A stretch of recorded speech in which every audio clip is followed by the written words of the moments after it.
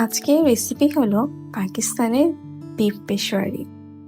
দেখুন, এটা পাকিস্তানি স্টাইলে আজকে রান্নাটা রান্না করা হবে। এর জন্য একটা পাত্রে তেল নিয়ে নেব।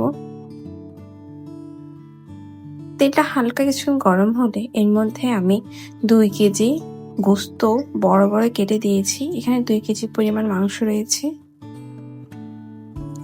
এবার মাংসগুলোকে সামান্য একটু হালকা ভাজা ভাজা করব। আমি এখানে চুলা অন করে দিয়েছি। দেখুন, হালকা ভাজা ভাজা। এর মধ্যে আমি এখন পেঁয়াজ দিয়েছি। পেঁয়াজগুলোকে খুব বড় বড় খণ্ড করে কাটবো। এখানে মিহি কোনো কুচি কুচি পেঁয়াজ কাটবো না। একটা পেঁয়াজকে 4 ভাগ বা 6 ভাগ করলে হয়ে যাবে। এবার এর মধ্যে আদা রসুন দিয়ে নিয়ে নিব। আমার এখানে আদা রসুন মিক্স আছে। মিক্স দিয়ে আবার ভালো করে প্রত্যেকটাকে সুন্দরভাবে নাড়তে থাকবো।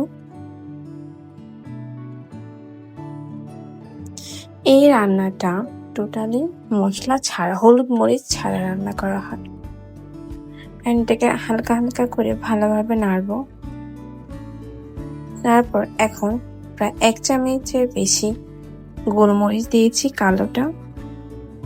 আপনারা চাইলে সাদাও দিতে পারেন। গোলমরিচ দিয়ে আবার ভালোভাবে নাড়বো যাতে ঝাঁজটা খুব ভালো আসে।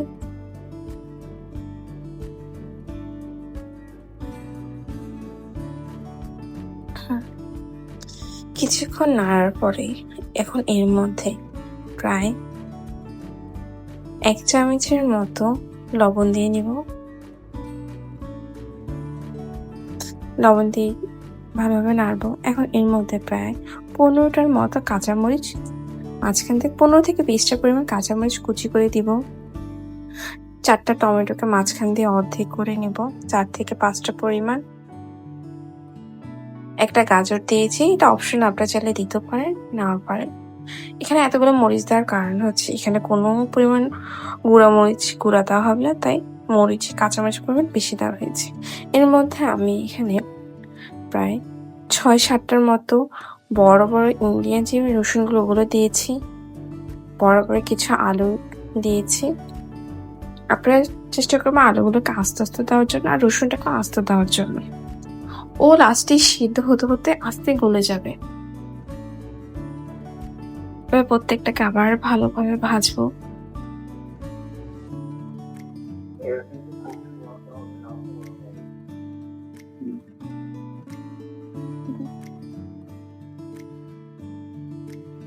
কিছুক্ষণ পর এরকম 5 মিনিট ভাজার পরে প্রায় আমি এখানে পানি দিয়েছি।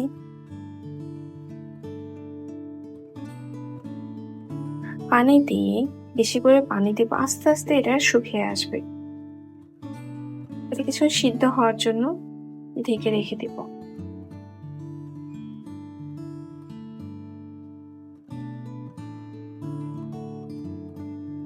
চারপাশে ভালোভাবে নাড়িয়ে দিচ্ছি।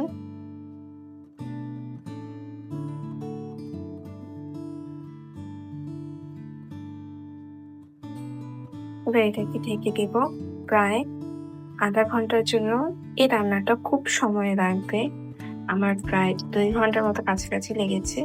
এখানে একটু উঠানোর পর প্রায় 20টার পরিমাণ আমি লং দিয়েছি, বিকজ এটা হলুদ মরিচ ছাড়া বাকি সব মশলাই দেওয়া হয়। প্রায় আমার আধা ঘন্টা থেকে 40 মিনিট পর আমি ঢাকনাটা উঠেছি। মাঝখানে কিছুক্ষণ নাড়বো। এটা এত ভালোভাবে সিদ্ধ হতে হবে যাতে মাংসটা পুরো নরম হয়ে যায়। আস্তে আস্তে করে উল্টাবো, সাবধানে দেখতে হবে নিচে যাতে লেগে না যায়।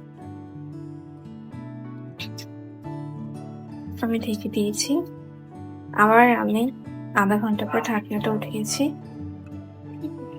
দেখুন কত ঝোলটা কত কমে গিয়েছে। আর আলু টমেটো এই জায়গায় পুরো খুব সুন্দরভাবে গলে গেছে। দেখুন আমার মাংসগুলো এখন কতটা নরম নরম হয়েছে। এই খাবারটা অসাধারণ স্বাদ। আপনারা একবারে হলেও বাসায় ট্রাই করতে পারেন। যে এখন বড় বড় আলু দেওয়া তো পুরোটা গলে গিয়েছে। আপনারা যদি চান আলুগুলো কাস্তে রাখার জন্য তাহলে একটু পরে আলুগুলো দিয়ে থাকবে। আমার রান্না শেষ। প্রায় আমার 1 ঘন্টা থেকে 1.5 ঘন্টার মতো সময় লেগেছে। দেখুন ঝোলটা কি সুন্দর, তেলটা উপরে ভেসে উঠেছে। মানে যখনই তেল উপরে ভেসে আসবে তখন মনে করবেন আপনার রান্না প্রায় 90% শেষ হয়ে গিয়েছে। এবার আমি উঠে ডেকোরেশন, উপরে একটা জাস্ট ডেকোরেশনের জন্য বোমা দিয়েছি। এগুলো আজকে রান্না। ধন্যবাদ। Big pressure.